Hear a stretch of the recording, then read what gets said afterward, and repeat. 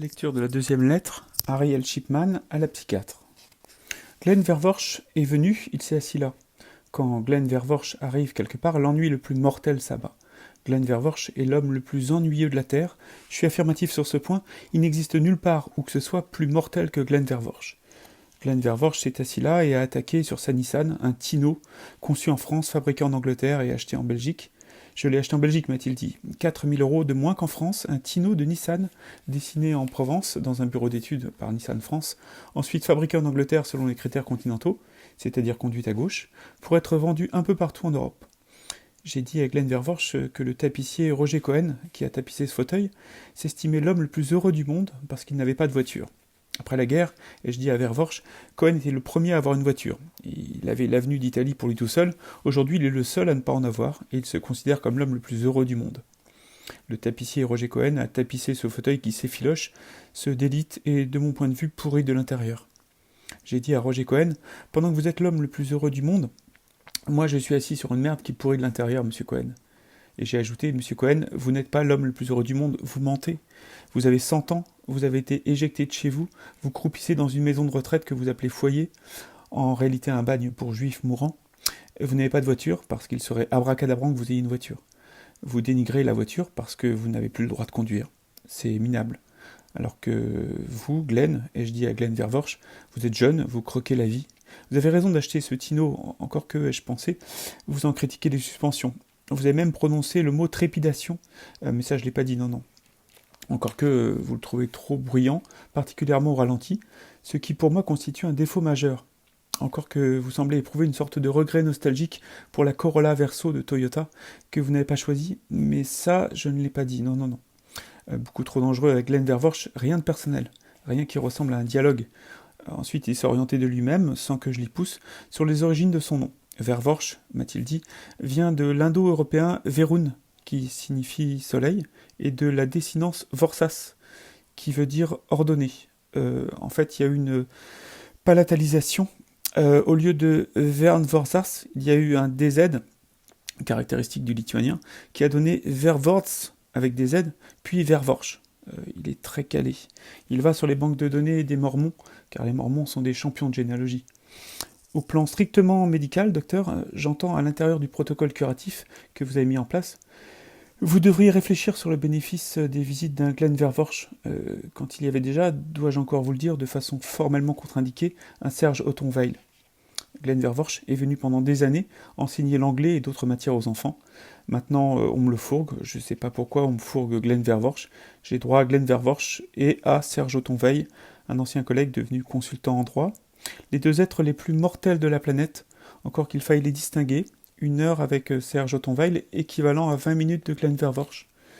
Ce qui ne veut pas dire qu'1 heure de Glenn Vervorsh équivaut à 3 heures de Serge Ottonweil, car 1 heure de Glenn Vervorsh n'a aucun équivalent.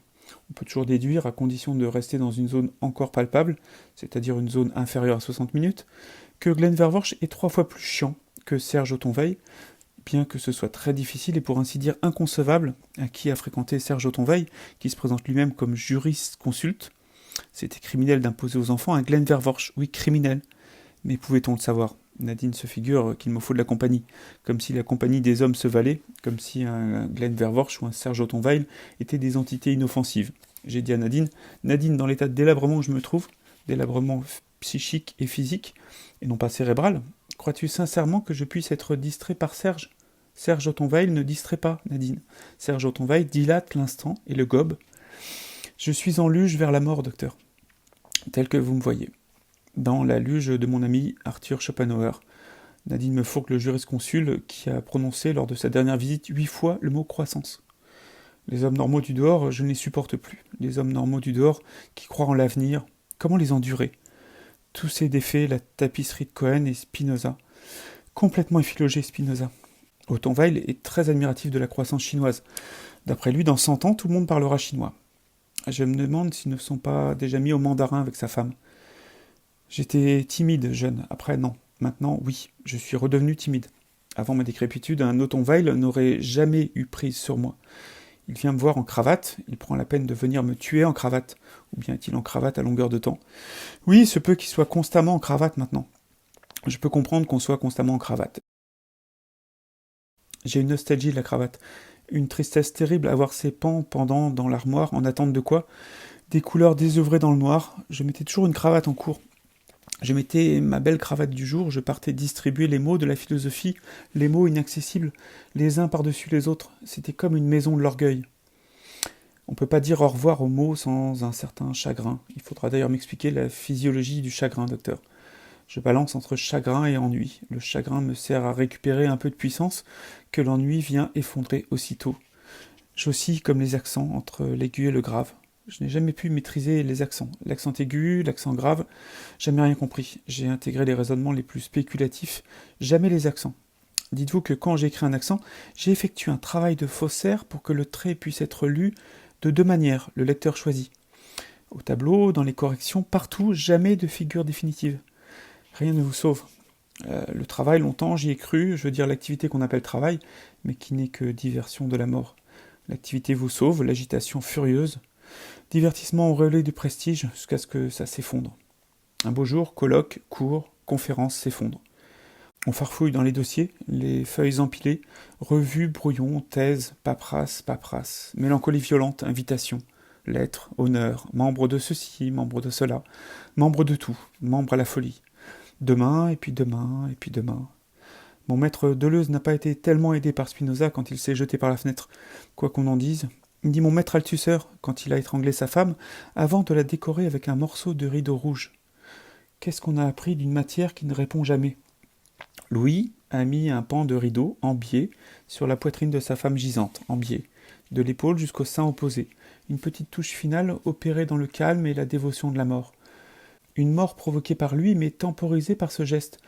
Louis a mené de front carrière d'intellectuel et carrière de forcené, jusqu'à l'application de la bannière rouge en tissu d'ameublement, pour ne pas livrer à la mort le corps domestique d'Hélène, en robe de chambre du matin, une petite flamme écarlate posée en diagonale de l'épaule droite au sein gauche. Une rature de la vie, une simple rature, sans origine et sans destination. En velours empire, ou alors, je vous prie d'imaginer la scène, docteur. Passons sur l'étranglement. L'étranglement a eu lieu, Louis debout, le front barré de la mèche que j'ai toujours imaginée indépendante et folâtre, et qu'il devait travailler assez dur pour obtenir la courbe hidalguesque que nous lui connaissons. Notre mentor, notre Pygmalion, Louis Althusser, notre grand refondateur du matérialisme, dans la chambre de la rue d'Ulm, un jour de novembre, le mois des tragédies, le visage barré par la mèche, soulève un lambeau de rideaux, des rideaux, m'a-t-il dit, à Soissy, déchiquetés par le temps, pour ornementer Hélène d'une traîne funèbre montant jusqu'au plafond, une sépulture du plus haut kitsch, résolument antithéorique. On ne peut pas être consolé, et il ne faut pas l'être. Il ne faut pas être consolé. Le chagrin, c'est seul. Serge Autonveil m'a apporté des fraises hier, que Nadine a sucrées et servies avec des cuillères. Serge a réclamé une fourchette. J'ai dit une fourchette, pourquoi? Parce que les fraises se mangent avec une fourchette, a-t-il répondu. Pas de bruit dans l'assiette, bonne prise en main de l'objet, capacité de parler sans être accaparé par la fraise qui est dans la cuillère et qui va tomber. Tu piques, tu es libre, tu es heureux. Il a l'air vaguement entiché de Nadine, et qui sait si de son côté elle ne s'entiche pas plus ou moins de lui. Sommes-nous en train d'assister à une histoire d'amour effrayante? Enfant, tu peux être consolé. Enfant, tu peux. Après, non, jamais. Alors maintenant, Cohen, le tapissier, a des théories en permanence. Ce vieillard m'appelle tous les jours, en tant qu'intime de mon père, sous prétexte qu'il m'en faut un de remplacement. En principe, il tient le combiné à l'envers, je l'entends dire « Allô, allô ?» Je dis « Roger, retournez le téléphone. » Il dit « Tu devrais écrire sur la prolifération des hard discounters. Je t'aiderai. J'ai toutes les idées réfléchies. Vous autres les philosophes, etc. Vous devriez vous attaquer aux outils de destruction du pays. » Je dis « Je me fous du pays, Roger. » Non, non, non. Tu ne t'en fous pas. Un de ces jours, tu vas revenir de ta dépression et tu diras « J'ai laissé proliférer les aides et les Lidl. » J'ai dit « Qu'est-ce que ça peut vous foutre, Roger ? Vous ne sortez plus de votre maison de retraite, vous ne mettez plus un pied dehors, et moi non plus d'ailleurs. Qu'est-ce que ça peut nous foutre ? Qu'est-ce que ça peut nous foutre que le sol français soit jonché de aides et de Lidl ? Nous qui avons chacun un pied dans la mort, et pas la mort fulgurante, une mort poussive où l'être se racornit. On ne va pas se raconter d'histoires avec les aides et les Lidl dont on se contrefout. Quand on était petit, Roger Cohen nous emmenait de temps en temps au cinéma, moi et des copains. Dans la rue, il disait « Levez la tête !» Ne regardez pas le bas de mon pantalon. Ne comptez pas sur mes chaussures pour vous guider. Vous êtes seuls, les gars. Maintenant, il s'étiole dans ce mouroir. Chaque jour, une nouvelle marotte. Les hard discounters, l'euro, l'omelette industrielle. On lui a servi une omelette qui faisait 8 cm d'épaisseur. Il dit « Personne ne se plaint, personne ne dit rien. Ils sont tous Alzheimer ou des lâches. » « Réjouis-toi d'être jeune, m'a-t-il dit. Réjouis-toi au lieu de rester cloué dans mon fauteuil pourri comme un personnage de comédie. » Il n'y a pas longtemps, docteur, ma femme a entendu dans la rue un enfant crier « Maman !» Elle s'est retournée et a réalisé que nos enfants n'étaient plus des enfants et que cet appel ne lui serait plus jamais destiné. Pendant des années, j'ai professé la joie et la suprématie de la raison, sans pour autant me réjouir des enfants petits. Pendant 30 ans, j'ai parlé du sentiment de joie en tant que vertu, sans me réjouir des enfants. « Réjouis-toi d'être jeune », a dit Cohen de sa chambre du mouroir. « Je suis jeune pour Roger Cohen.